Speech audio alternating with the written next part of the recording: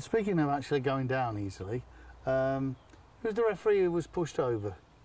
That was, I think it was Paul Alcock. Paul Alcock. Sheffield Wednesday, yeah. And it was Di Canio, I think, that pushed him, wasn't it? It was, yeah. He did go down easily, though, didn't he, really? I mean, in my opinion, you're not allowed to say, but, you know, I mean, perhaps he was unbalanced. I think it's made a few, it's made a few of the funnies on the different... Yes, it does, yes. So, going back to getting decisions wrong and so on and so forth, the constant reminder we get every season is that goal line technology should be used. What's your view on that? Yeah, I mean, it works well in other sports, Dave. It works well in cricket. It works well in rugby. I know I was when I was on the list, I was involved. Well, we was involved with some trials at Loughborough University where they have. I think it's Hawkeye, the people that do the tennis and they do the cricket. They perfected something, but unfortunately, at the moment, it's just waiting to be ratified by FIFA to use goal line technology. That they have to give the authority to use it. It's not down to the individual leagues, but I think players, referees would welcome that. It would assist in what is a very difficult job. And on the rules side of things, explain to me the offside law. Have we got all evening? Well, I would give it a go. You know, anybody else that knows it? I think with the offside law. You know, if you could do it in a minute, it'd be ideal. Yeah, but I mean, I just get comfortable. Yeah, I mean, we could have that many different opinions. It's interpretations, but the law is very clear. But it's it's different interpretations. Different interpretations about actually being active, playing the ball. Next phase of play, etc. I think that they have complicated it. I mean, Brian Clough used to say, if you're on the pitch and you're offside, no matter where you are, you're offside. But with modern technology now and everything now, it's not an offence to be in an offside position. It's actually being part of being involved at active play, touching the ball, playing the ball, making advances towards the ball. So it really is. Well, you know what? I think clear. This cat's a mile offside at the minute, to be honest. Well, it's obviously a nice black cat, isn't it? Yeah. Card this cat. You're offside. Oh, there you are, you see, Dave. You'd be a good referee there, you see. You raise your voice and you got an instant... You're offside. You got an instant effect. Sorry, it wasn't meant to be. So, come on, what does a referee carry in his handbag, so to speak? Yeah, I mean... what's your equipment, Roy? Now, basics is obviously the... a notepad to record any cautions. Let's have a look then. Have you brought them with you? Yeah. Any cautions, sendings off, etc. So you carry your cards in your little book. Basically, that's it. That's which you put all the players' names down. Can I have a quick nose at that? Actually, you certainly can, and that's it really. I mean, obviously whistle, etc. Yeah. So here's me thinking that the paperwork was quite involved. No, it's as basic as that. And it's not. It's as basic as that. There's not a lot of writing space on there, is there? There's really? not, and a caution and a caution to a player in local football is exactly the same amount as it is in the professional game, believe it or not. So let's say you've got you want to book a professional player. I'm trying to think. How about the Bolton goalkeeper, Jussi Jääskeläinen? So he's, you know, you've got to go over and have a word with him. He's done whatever he's done. You'll see, just shows how you beckon somebody over as well. Yeah, I mean, most of the players know that. Most use the whistle, sometimes using arm gestures or pointing. Can we have the... Because they do that as if they're bringing a plane in at Donington or something. Everybody does it differently. I think by pointing demeans players. I certainly wouldn't do that. Normally, at the raise of the voice, a player will come to you. But they're very fortunate on the Premier League, as in the fact, like local professional football is that they have team sheets where they... Do you not write down... Because my point was going to be, name Jussi Jääskeläinen. Well, don't do it again, Jussi.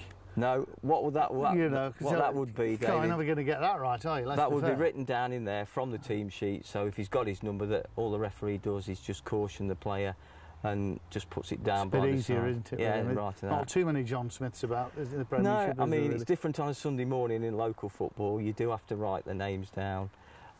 No team sheets. And, like I say... any strange ones? There's been a few strange ones. I I once refereed a game. It was a Polish player, and he told me what his name was, and I couldn't pronounce it, so I asked him to write it down. And he booked himself? And he very kindly did and booked himself, yeah. So he wrote his name down, and it was fine. The other one was, I've had one when I first started refereeing, when you asked the player the name. It was a caution. I think he was trying to be a bit clever, and he told me his name was Donald Duck. Donald? So we put that down and then got a bit more abuse, so it turned to a red card. So I just said to Donald, I said, would you mind waddling off?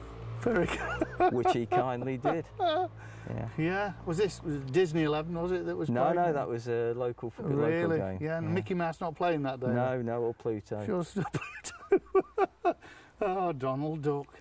So by and large, it's a pretty straightforward process then? It is, yeah. It is, yeah. It's made easier in professional football because of the team sheets. The referees just write their names down prior to that, and then obviously they've got their numbers, so it saves a lot of... and it probably does help sometimes when they've got the names on the back of the shirts, which sometimes helps. It does that, that's true. So, if there's any youngsters watching and they're thinking to themselves, you know what, this Roy Burton's got something here, this refereeing lot might be okay. So how do they actually go about becoming a referee? Yeah, I mean, the Football Association are having because obviously there's always a shortage, and always has been a shortage of referees. They are having a big push, and all referees start at local football by taking an exam. When I did it, it involved about 12 weeks, 4-hour sessions. Now it's done in 2 days. Basically, you just go on and you read about the laws of the game, and then you take an exam, and then you have to be assessed on games, and so many games before you become... They start off at a different level, I think it's level 7, and you don't become a proper referee until you've done 6 games and been assessed. So there is quite a process involved now, and all I would say to anybody, we're very fortunate in Burton-on-Trent. I'm chairman of Burton Referees. We've got a very good young element of referees. I wish now I would have started at 14 or 15. How young is young though, Roy? What age can they get into it? That's the early stage, about at 14 to 15. But okay. they can only referee up to 18, up to the same age group. It's only when they become over 18 that they can do senior football. I wish now I didn't start till I was 27, so I was probably late. But now, I mean, the world's in front of them now. The Premier League referees are full-time, so there's a full-time careers to be had by them.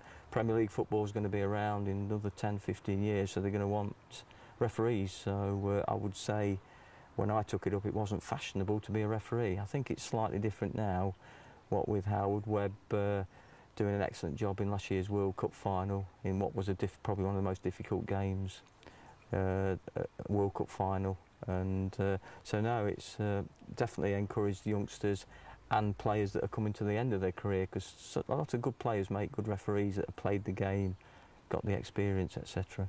There's an age limit, obviously, in the Premiership, where they essentially have to retire. Yeah. But I don't think there's an age limit from the Sunday League. I'm desperately trying to remember a guy who used to referee teams I played for in the Sunday League, and I can't think of his name actually, but he played to a ripe old age.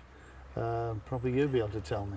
Well, on local football, you can referee as long as you can keep as long as your legs move, basically. But, there's been quite a few local characters in Burton-on-Trent. Lou Jones is one we mentioned, but some of the old ones, there was Billy somebody, I can't That's remember. the name I was thinking of. I think that was the one you were Sorry, thinking Billy, of. I can't think of his surname now, but yeah, he was quite well respected. Nobody ever really argued with him, really, because he almost got to the point where he earned too much respect. Yeah. And he didn't give many decisions, actually, in the end. He almost got on with the game. He was a local character in his own right, but obviously the game's changed since then. But no, these local characters, they're certainly required at times. But, I mean, you've got a cabinet full of trophies.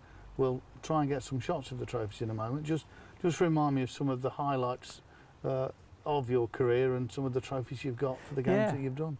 I was very fortunate. I got on, say, in the inception of the Premier League. and up until I retired 2 years ago, I was one of the longest serving officials on the league. I was fortunate enough to do the Carling Cup final. It was Middlesbrough and Bolton, and also that was at the start. Sorry, about halfway through the season, and at the start of next season, got the FA Community Shield, which was Arsenal and Man United. They were both played at the Millennium Stadium because it was while Wembley was being built and redeveloped. So yeah, I've been fortunate enough to do some international games, Republic of Ireland and Russia, Holland, Germany, and worked on UEFA games. It's not called Champions League games then, it was European games. So yeah, been fortunate enough to travel the world, and for something I enjoy doing. Roy, I want you to produce your red card and give me the red card I deserve. Well, David, I have to say, on behalf of most of the referees, that your commentary on the Burton Albion match DVDs is very funny, and long may that continue, because you do add some humour to that, and I've been privileged to hearing a few of them. So on behalf of a lot of referees and a lot of assessors, David, I think it's only right that we sort of give you the red card. Unfortunately, to a nice guy. I'm gone. Right, thanks very much. Okay, thank you.